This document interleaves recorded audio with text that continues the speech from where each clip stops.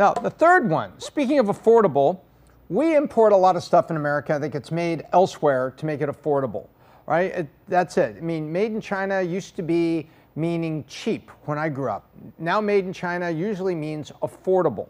And you take a look at the stuff, perfectly reasonable quality, things like this. Check out this chart. China has just passed Mexico.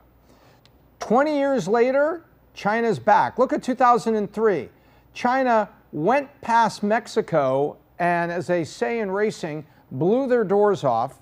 And you take a look at what was there, but look, the little engine that could, Mexico kept growing, and now China has got economic issues going on. We've heard that China went from a one-child policy, where if you were pregnant with a second child, depending on where you are, the government would forcefully make you terminate that pregnancy, forcing women to take, what is that pill, RU48 is what it was? Do you want to start this section over? Because you said China surpassed Mexico, but it's Mexico surpassed China. Oh. You kept saying China surpassed Mexico. Oh, they did in 2003. Yeah, but you were saying, you said it today too. Oh, okay. You want to start this one over? Back it up. Okay. So from affordable housing to affordable stuff that you buy every day. You know, when I grew up, made in China meant cheap, low quality.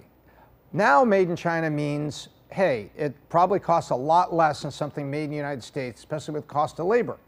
So imports typically have been coming from China, and lots of them. And we hear about China and maybe they have too much control over the US and all these things. Well, check this chart out, because we have a trading partner that is right next door, Mexico. And if you look in 2003, the green line is Mexico, the red line is China. China passed Mexico in 2003 to be the #1 source of imports. They blew their doors off, as we would say in racing, and look how that red line ran for all those years. Now the red line's come down a little bit, and the green line, Mexico, is kind of a little engine that could. They kept chunking along and everything, and they went from 13, 14, 15, 16%, kept it going. And with China's economic woes right now, and a lot of things that are happening, like you may hear that they now pay people to actually have another child, whereas they had this one-child policy that if you had one child and you were pregnant with the second one, a lot of times they came in there and they wanted you to terminate that pregnancy. And I won't get into what all that was about, but it was pretty bad. You could have one child, and if you got pregnant again, no, you can't do that. Well, now they're actually paying you to get married, paying you to have another child, because there's economic woes, and some of those woes are showing up in that red line coming down to the point that now Mexico is 16% of our total imports and China is 13%. Together, that's 30%, or it's coming up on 1/3 of total product imports. So what I think is really interesting about this is this isn't as much, I think, proactive US companies, but because we've heard, did you hear the Apple thing with India? They said they're going to go make iPhones in India. Really? Yep. And Apple, I think, has less than 5% market share in India. It's Android City in India.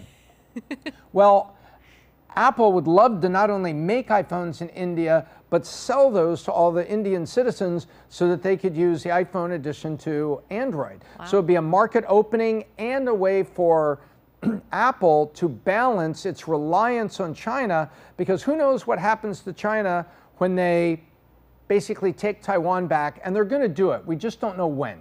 We just don't know when they're going to do it, but they're going to do it. A lot of people say they're waiting to the election because they want to see if Biden is reelected, and at that moment they're going after Taiwan.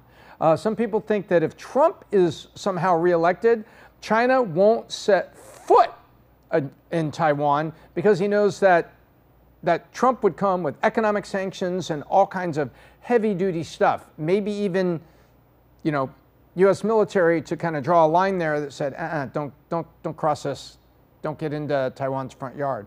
So a lot of people think China's doing that. Needless to say, China's had a comeuppance recently, and you can see what's going on, but actually Mexico, next door neighbor, has become the largest source of imports. And I just thought that was really interesting, because if you ask somebody on the street and you say, hey, China's not the #1 source of imports anymore as of second quarter, they would go, what? Yeah. somebody else's, name it. They would go, I don't know. Is it Taiwan, the dollar value of all those semiconductors? No. Is it, Korea? Got a lot of cars and a lot of things coming out. Oh, well, then it must be Japan. A lot of the made in Japan stuff and Toyota and Lexus. Nope.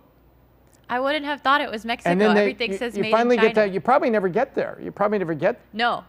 But the answer is Mexico. Crazy. So there you go.